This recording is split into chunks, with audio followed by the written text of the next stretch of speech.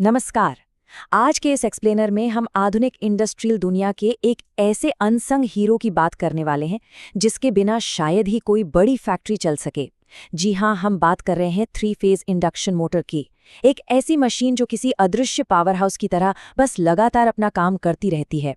तो चलिए, बिना किसी देरी के सीधे इसके अंदरूनी हिस्सों और काम करने के तरीके को डिकोड करते हैं। इस पूरे टॉपिक को हम 4 मेन हिस्सों में बांटने वाले हैं। पहले देखेंगे कि ये इंडस्ट्रियल वर्क हॉर्स आखिर है क्या। फिर इसके अंदर का स्ट्रक्चर यानी इसकी एनाटॉमी समझेंगे। उसके बाद बात करेंगे उन बीमारियों की जो इसे खराब कर सकती हैं, और आखिर में देखेंगे इसके रख रखाव का सही नुस्खा। तो चलिए, सबसे पहले अपने पहले भाग की तरफ बढ़ते हैं और समझते हैं कि आखिर इस मशीन को इंडस्ट्रियल वर्क हॉर्स क्यों कहा जाता है।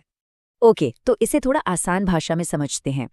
3 फेज इंडक्शन मोटर असल में एक बेहद मजबूत और बहुत ही कम मेंटेनेंस मांगने वाली मशीन है।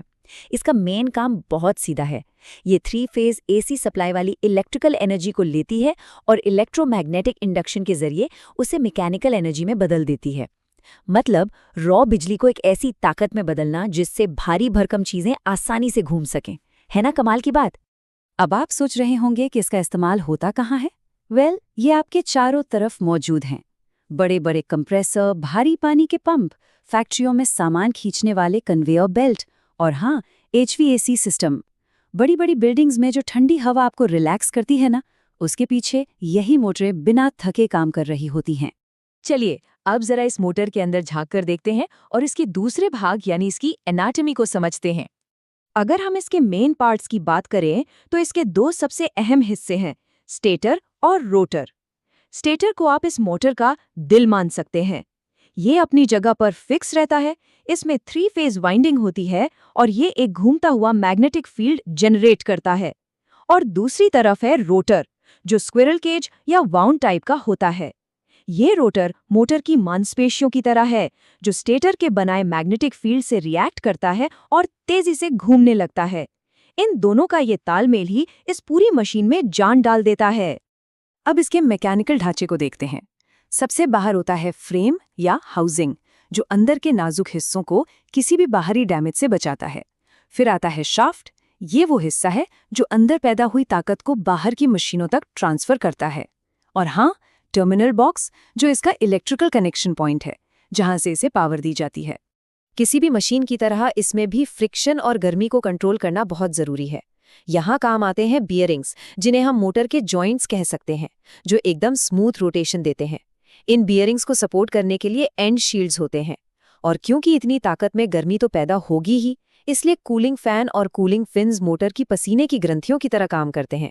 ये एक्स्ट्रा हीट को बाहर निकालकर मोटर को एकदम कूल रखते हैं। लेकिन जरा सोचिए, क्या होता है जब सालों साल बिना रुके काम करने वाला ये वर्क हॉर्स अचानक से बीच रास्ते में ही दम तोड़ दे। आखिर वो कौन सी चीज है जो इतने मजबूत ढांचे को भी रोक सकती है। यहीं से शुरू होता है हमारा तीसरा भाग, जहां हम एक पैथोलॉजिस्ट की तरह मोटर की इन विफलताओं का निदान करेंगे। चलिए देखते हैं कि आखिर गड़बड़ी होती कहाँ है।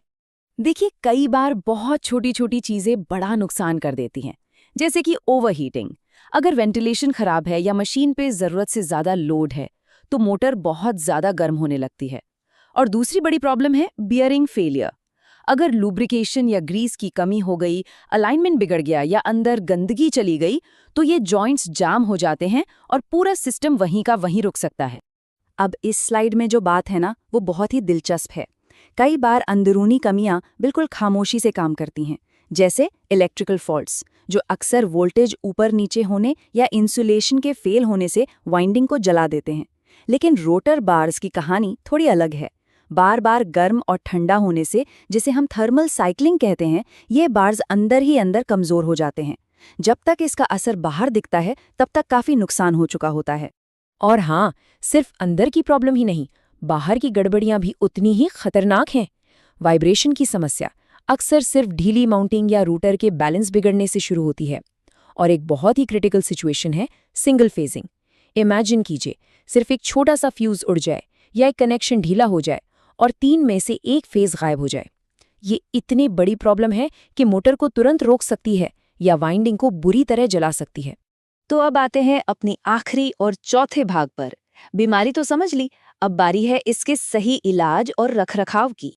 यहाँ सबसे क्रूशियल पॉइंट ये है कि सही मेंटेनेंस से महंगे ब्रेकडाउन को टाला जा सकता है। इसे एक लाइफ सेविंग चेकलिस्ट की तरह समझिए। बियरिंग्स में टाइम टू टाइम ग्रीस डालना, मोटर के हॉटस्पॉट्स पकड़ने के लिए थर्मल इमेजिंग करना और वाइब्रेशन को रेगुलरली चेक करना बहुत ज़रूरी है। इसके अलावा स्पार्क से बचने के लिए टर्मिनल्स को टाइट रखना और शेड्यूल के हिसाब से इंसुलेशन रेजिस्टेंस का टेस्ट करना, ये सब मोटर के लिए एक प्रिवेंटिव मेडिसिन का काम करते हैं। तो इन सब बातों का कंक्लूजन क्या निकलता है? सिंपल है। अगर शुरुआत से ही सही मोटर चुनी जाए, उसे सही प्रोटेक्शन दी जाए और टाइम पर उसका मेंटेनेंस हो, तो मशीन के लगातार काम करने की क्षमता यानी अप टाइम काफ़ी बढ़ जाता है और साथ ही इससे एनर्जी एफिशिएंसी भी बेहतर होती है, जो अल्टीमेटली काफ़ी पैसे और रिसोर्सेज बचाती है। तो अगली बार जब आप अपने आसपास की दुनिया को देखें तो जरा सोचिएगा, हमारे चारों तरफ मौजूद इस अनदेखे इंफ्रास्ट्रक्चर का कितना बड़ा हिस्सा चुपचाप अपनी अगली मेंटेनेंस चेक का इंतजार कर रहा है। इन्हीं मजबूत वर्कहॉर्सेस के दम पर तो हमारी ये पूरी मॉडर्न दुनिया बिना रुके चल रही है। मुझे उम्मीद है कि इस एक्सप्लेनर ने आपको इन मशीनों को देखने का एक बिल्कुल नया नजरिया दिया होगा। हमारे साथ जुड़ने के लिए बहुत बहुत शुक्रिया।